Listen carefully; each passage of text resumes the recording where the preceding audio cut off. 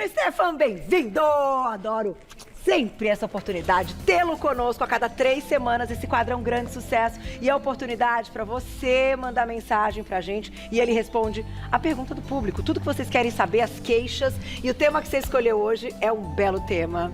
É um tema que faz as meninas, as mulheres, enfim, menopausa, pós-menopausa, com o envelhecimento, ficarem muito tristes e muito chateadas e a autoestima, ó, ir lá para baixo, né, doutor?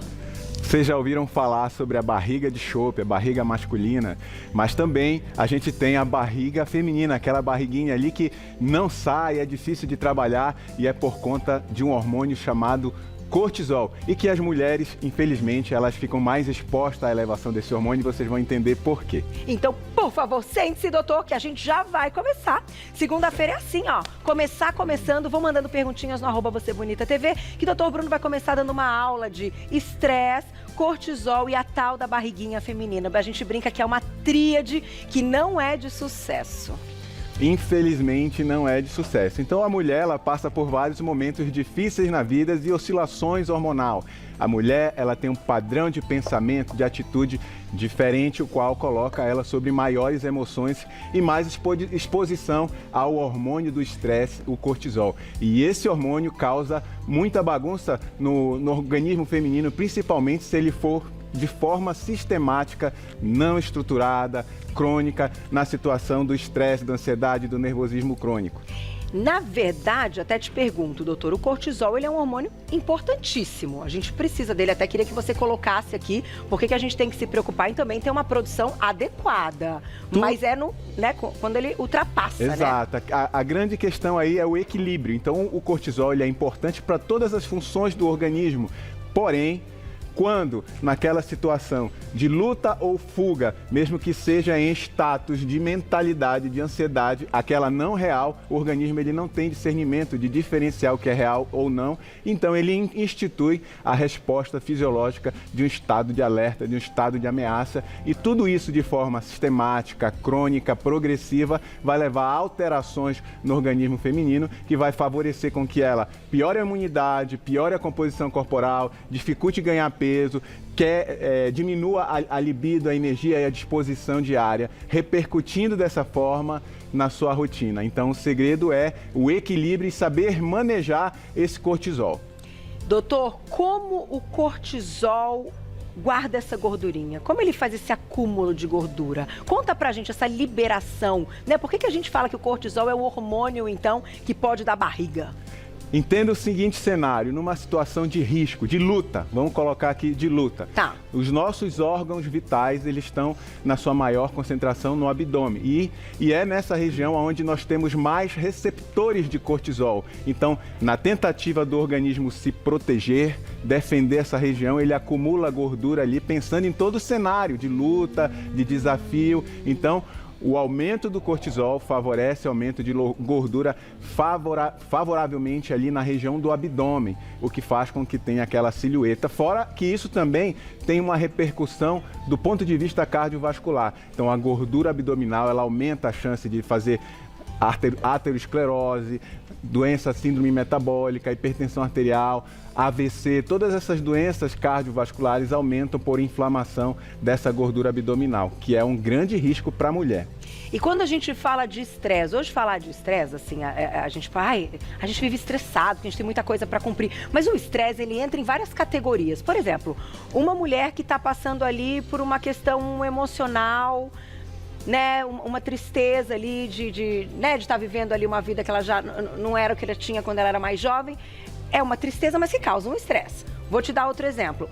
Quem começa a fazer uma dieta e reduz muito as calorias e acaba tendo fome, mas que faz o sacrifício de diminuir a alimentação. Isso gera um estresse também. E aí, doutor? São muitas vias que acabam corroborando para o ganho de peso. Então, quando a mulher está no estresse de uma dieta restritiva, já tem o elemento aí próprio da dieta restritiva, mas não só isso, ela também induz uma redução do metabolismo, que a médio e longo prazo não sustenta o efeito emagrecedor. Então, para uma estratégia de emagrecimento efetiva, é importante que haja também o alinhamento dos outros pilares da medicina do estilo de vida. Uma boa alimentação, atividade física, sono restaurador, controle de tóxicos, boa conexão social e principalmente um ajuste hormonal, que isso vai depender muito da fase da evolução que a mulher está. Então, por exemplo, se a mulher está naquela transição tão perigosa que é o climatério, muitas outras variáveis entram nessa equação, fazendo com que aquele cálculo de déficit calórico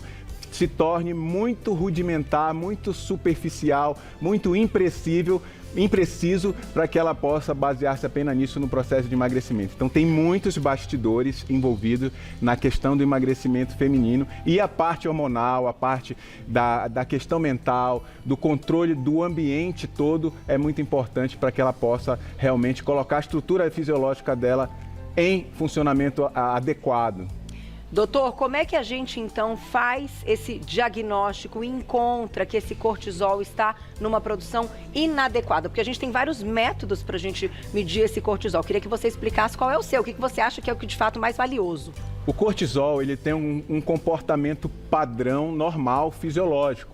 Então ele começa ali no início da manhã, ele tem um pico e aí no meio da manhã ele começa a cair, no início da tarde ele vai caindo e à medida que vai anoitecendo o cortisol ele vai se tornando mais baixo. E na hora do sono é aí o nível que ele cai bastante, que aí permite toda a fisiologia do sono adequado. Então uma forma de se desenhar se você está numa fisiologia de cortisol adequada, é fazendo as medidas variadas nesses períodos. Pode fazer medida salivar, como pode também fazer medida do nível sanguíneo. E pontuar se aquele momento o teu cortisol está de acordo com uma fisiologia adequada, porque se não estiver, precisa fazer uma correção do teu estilo de vida, do teu sono, do teu estresse, da tua ansiedade, para poder equacionar tudo isso e ele ter o comportamento normal. Porque quando altera essa curva, toda a fisiologia ela começa a ficar comprometida.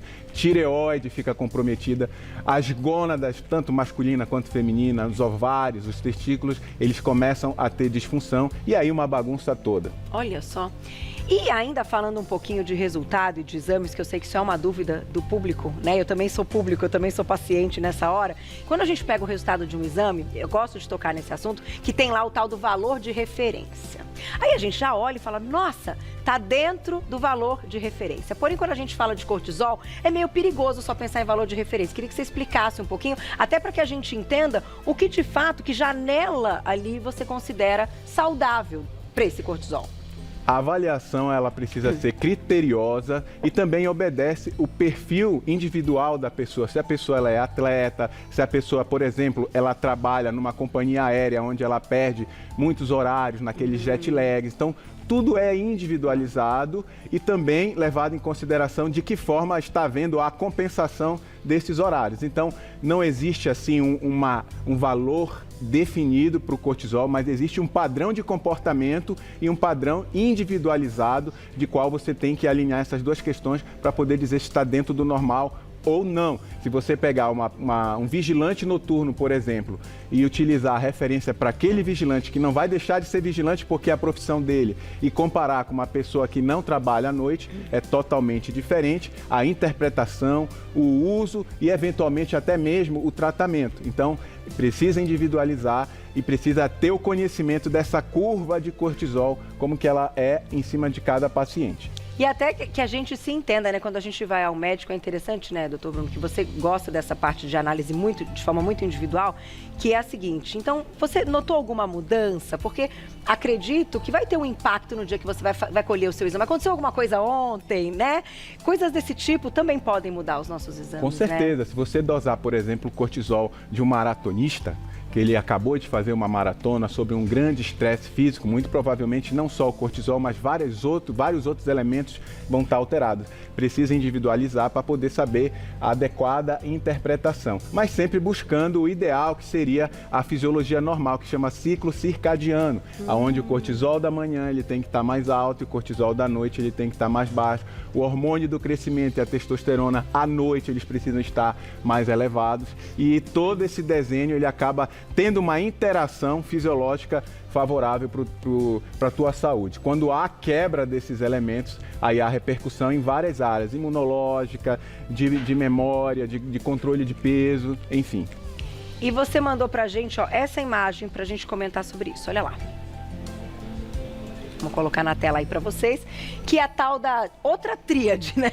Sono de qualidade, atividade física combinada e alimentação anti-inflamatória. Esse talvez seria aí o segredinho do sucesso. O tripé do sucesso. Não vamos, então, buscar o controle desses eixos hormonais todos, pelo menos seguindo esse tripé do sucesso. Sono de qualidade. Se você não dorme, você não consegue produzir hormônios que são essenciais para o controle da fome.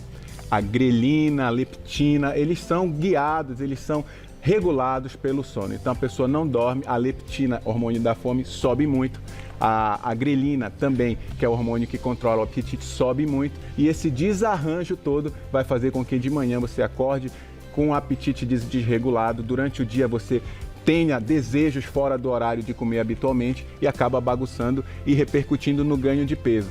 A testosterona durante o sono, se você não dorme, você produz pouca testosterona ou mesmo não produz, repercutindo na manutenção da massa muscular, na dificuldade de manter o peso, na disposição, na libido e vários outros elementos relacionados a esse hormônio. Portanto, o sono ele tem que ser vigiado, educado. A higiene do sono ela precisa ser buscada para não quebrar esse ciclo normal do sono. Tá certo, então... Por isso que às vezes a gente fala, hoje eu consegui fazer um jejum melhor, fiquei bem com o jejum, né? Ampliando horas ali de jejum. E tem dias que fala assim, mas hoje de jeito nenhum eu tô com muita fome. Depende da noite que a gente teve, do sono, então, muitas vezes. Se você acha que dormiu bem, mas de fato o teu organismo não entendeu que você dormiu, a tua fisiologia não foi respeitada, o dia seguinte você continua em luta, cortisol lá em cima, né, e os outros hormônios reguladores do apetite todos bagunçados e a repercussão disso é queda de desempenho, aumento de peso e aquele depósito de gordura na região do abdômen. Então, quando você observa uma pessoa que na composição corporal dela, ela já tem aquele padrão de acúmulo de gordura abdominal, pode ter certeza que ela está desrespeitando esses pilares, esse tripé, atividade física, sono adequado e boa alimentação. Tá certo, doutor Bruno. Vamos já começar com perguntinha? Vamos. Na tela, quem mandou pra gente, olha lá. Obrigada, Cris. Beijo pra você. Gordura no fígado pode deixar a barriga inchada? Que pergunta ótima. A gordura no fígado, ela é chamada esteatose hepática. É uma doença séria e uma das principais causas que levam a câncer hepático. Então, que fique claro que é uma doença para ser tratada e o tratamento à base estilo de vida, dieta equilibrada, atividade física, sono, como foi falado aqui, mas muitas vezes precisa também de medicamento. É um sinal de que o organismo está em inflamação e todas as outras doenças relacionadas à inflamação de baixo grau passam a ser ativadas. Aumenta a chance de ter diabetes, aterosclerose, síndrome metabólica, pressão arterial, obesidade. Então a gordura no fígado é um estado de alerta e ela pode sim ser uma repercussão desse volume abdominal. Então, se o volume abdominal está aumentado, você pode estar com gordura no seu fígado, gordura visceral e aumento de chance de doenças cardiovasculares. E que a gente detecta com ultrassom. Com ultrassom, a própria bioimpedância ela já infere ali que a pessoa tem um aumento de gordura visceral, sugerindo que a pessoa possa ter também infiltração gordurosa no fígado. O exame de ultrassom é um exame rápido, prático, que já detecta ali o grau de gordura depositada no fígado e que já mostra que você precisa buscar acompanhamento médico. É isso. Tem mais perguntinha? Ah, eu sabia que ia rolar essa pergunta. Olha lá, doutora, olha lá, falamos sobre isso. Lu, um beijo. Qual exame descobrimos o cortisol alto? Qual o índice para identificar e como tratar? Tem medicação ou alimentação adequada?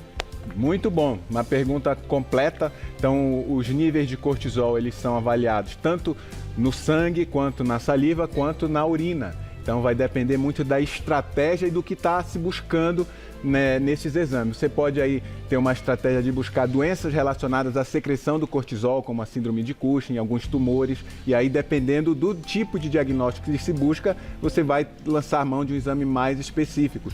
Os valores eles também variam de acordo com o horário, então tem uma tabela de valores para cada horário do dia. Geralmente a gente faz uma pesquisa de manhã e à noite, geralmente às 8 da manhã, às 23 horas, do sangue, da saliva, e faz a avaliação do ciclo circadiano e do ciclo do cortisol para ver se está dentro da normalidade. Maravilhoso. Dá tempo de mais perguntinha? Já tem mais entrada de Dr. Bruno. Giovana, obrigada, um beijo. Uso bombinha para bronquite. Aumenta o cortisol? Quando se fala em bombinha para bronquite, geralmente são dois agentes que são utilizados. Um broncodilatador, que são os beta-agonistas. Esses costumam não ter nenhuma interferência no mecanismo aí da fisiologia do cortisol, mas os outros elementos medicamentos que também são utilizados são os próprios corticoides inalatórios. E aí sim, a depender da quantidade, do tempo de uso, pode haver alguma repercussão. Então é importante sempre manter o acompanhamento para ver se a dose do uso, a quantidade, a intensidade, o tempo prolongado está havendo alguma repercussão interferindo na fisiologia do cortisol.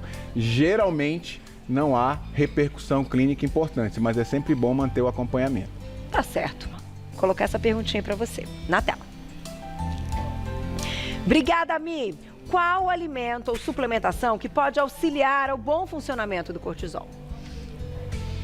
Então a gente tem um grupo de suplementos que atuam de forma a modular a resposta do cortisol do estresse, que são os chamados adaptógenos, que favorecem o organismo a se adaptar ao estresse. Então, como exemplo, a gente tem a maca peruana, o ashwagandha, o ginseng panax, então a rhodiola rosa, então exemplos de fitoterápicos que modulam essa resposta do cortisol e favorece um bom equilíbrio hormonal. E os alimentos, todos já conhecem, as frutas cítricas, os peixes de águas profundas, que são ricos em ômega 3, todos os integrais, arroz, não estou falando de farinha integral, estou falando de arroz integral, que também são ricos. As leguminosas também favorecem. As nozes, que são ricas em zinco, também favorecem o controle do equilíbrio hormonal para evitar essa barriguinha do cortisol. Tá certo, e tudo, né, com suplementações naturais, como o doutor comentou. Tem mais pergunta, olha lá, a gente vai até o final com perguntinhas do público, aproveitem. Obrigada, Débora, um beijo. O estresse atrapalha o ganho de massa muscular, mesmo fazendo musculação? Pergunta de milhões, Débora. Atrapalha em várias vias, causa uma bagunça. O estresse desorganizado, ele causa uma bagunça e repercute na recuperação, repercute na produção de testosterona e GH noturnos, porque o GH, ele precisa estar vinculado a um cortisol adequado. Quando o cortisol está aumentado, tanto a produção do GH quanto da testosterona, elas são bloqueadas. Fora os hormônios reguladores da fome e do apetite. Então, é uma bagunça geral. O cortisol elevado, ele também bloqueia os hormônios tiroidianos, causando um hipotiroidismo funcional que acaba repercutindo dessa forma também no metabolismo. Ou seja, são várias vias que são prejudicadas quando você tem de forma sistemática esse elevado colesterol de forma crônica induzido pelo estresse. Tá certo. Tem mais perguntinha, olha lá. Estela, um beijo. A vontade de doce aumentada à noite pode ser por conta do cortisol? Com certeza, o cortisol, ele é um bagunçador da fome. O cortisol em excesso, ele é um bagunçador do apetite, da regulação do apetite. Então, não só vontade de comer doce, mas também vontade de comer muito. Então, o cortisol, ele é um grande inimigo do controle de peso. E no final das contas, a gente sabe que esse horário, fim da tarde, noite, é um horário que talvez a gente tenha uma certa ansiedade aumentada, não é, doutor? Porque, por exemplo, claro que vai depender da atividade profissional de cada um, enfim, do que faz durante o dia. Mas parece que durante o dia a gente cumpre as nossas funções, a gente faz as coisas que tem que ser feitas, a gente trabalha, a gente cuida da casa, cuida do filho, blá, blá, blá. Aí chega a noite, a gente cansou um pouquinho, mas a gente não tá mais com o foco em outras coisas. E aí vem o quê? A ansiedade, a angústia muitas vezes. Essa situação faz com que você eduque o funcionamento do seu organismo de forma ruim, porque ele entende que você ainda está em fase de luta ou fuga, em fase de ameaça, ao qual ele precisa manter o cortisol elevado. Ele não sabe o que vem por aí, ele precisa estocar, ele precisa ter reserva para luta ou fuga. Então, pensando nesse mecanismo, o teu organismo vai induzir fome para você aumentar a ingesta, aumentar a caloria, aumentar a reserva, para estar preparado para esse cenário que muitas vezes não é real, é apenas o status de ansiedade, a rotina atribulada que é levada para o final do dia e bagunça toda a fisiologia, aumentando essa pochete feminina, essa barriga do cortisol. Vamos nos acalmar, meninas. Tem mais perguntinha do público, olha lá. Obrigada, Karine, um beijo. Como os ansiolíticos interferem nessas questões do cortisol e o acúmulo de gordura? Que pergunta, hein, doutor? Nossa. Os ansiolíticos bem indicados, os ansiolíticos para tratar ansiedade, para tratar estresse, eles vão regular esses hormônios. Porque uma vez que a ansiedade, se ela for o principal fator, o fator-chave, gerador desse cortisol aumentado, o uso adequado dessas medicações, que podem ser tanto naturais quanto também alopáticas, elas vão regular e modular esse cortisol. Porém, a gente vê muito aí o uso indiscriminado desses elementos, desses ativos, que muitas vezes causam efeitos colaterais, repercutindo na qualidade do sono, fazendo com que muitas vezes a pessoa tenha insônia e essa insônia vai propiciar o aumento do cortisol e entrar numa outra via de prejuízo do equilíbrio do cortisol. Então, claro, se for bem indicado, vai ajudar. Se for o uso inadequado, principalmente daquelas pessoas que não vão ao médico ou não fazem o controle adequado, pode prejudicar. Tá certo. Tem mais perguntinha? Aproveitem, @VocêBonitaTV, olha lá. Ana, um beijo. Exercícios intensos aumentam o cortisol? Exercícios de alta intensidade, eles podem modular o cortisol, como também podem aumentar. Tem que ter o equilíbrio. E esse equilíbrio ele vai depender da performance individual, do tipo de treinamento, da alimentação, da recuperação, dos suplementos, da fase hormonal que a pessoa está. Então, o ideal para que haja uma combinação adequada e melhora do equilíbrio hormonal é fazer sempre com acompanhamento, tanto de personal, nutricionista, quanto um médico do esporte, cardiologista, para refinar todos esses elementos e não transformar uma ferramenta muito importante, que é a atividade física, em um burnout esportivo que pode prejudicar a performance. Mas é por isso que vocês dizem que para quem consegue, pode treinar de manhã é melhor? Por causa desse cortisol mais alto? E aí, de novo, vai depender de toda a individualidade da pessoa. O ideal é que a pessoa tenha consistência e constância no treinamento. Ou seja, que ela treine todo dia e de uma forma consistente, com qualidade. Esse é o melhor cenário. Se é de manhã, se é à tarde, no final das contas, pouco vai interferir se ela tem consistência e constância no treinamento. Tem que treinar. Hoje a gente tem um belo treino, né? Tem mais perguntinha na tela lá. Quem escreveu pra gente? Obrigada, Vera. Um beijo. Gostaria de saber o que faz com que o fígado tenha acúmulo de gordura. Qual é o grande fator, então, né, dessa gordurinha hepática? É a sobrecarga sobre o fígado. O fígado ele é projetado para ter uma função metabólica. Então, se você coloca ali uma carga de metabolismo acima do que ele pode processar, ele vai pegar a via mais fácil de processamento para poder resolver as outras todas questões que ele precisa cuidar. Então, a forma mais prática e rápida é transformar o que tiver ali em gordura. E aonde ele deposita em primeiro é nele mesmo. Então, se você sobrecarrega o seu fígado com açúcar, ele vai fazer o quê? Transformar em gordura e ali já deposita para poder dar o funcionamento das outras atribuições que ele tem, porque o fígado é um órgão muito importante e ele não só metaboliza açúcar, gordura, como ele também produz hormônios, produz proteínas, regula vários outros sistemas do organismo, então ele precisa realmente estar sobre equilíbrio. A sobrecarga desses alimentos vai fazer com que ele transforme tudo em gordura e comece depositando ali mesmo, o que é o caso de esteatose hepática. Tá certo. Tem mais perguntinha na tela, aproveitem.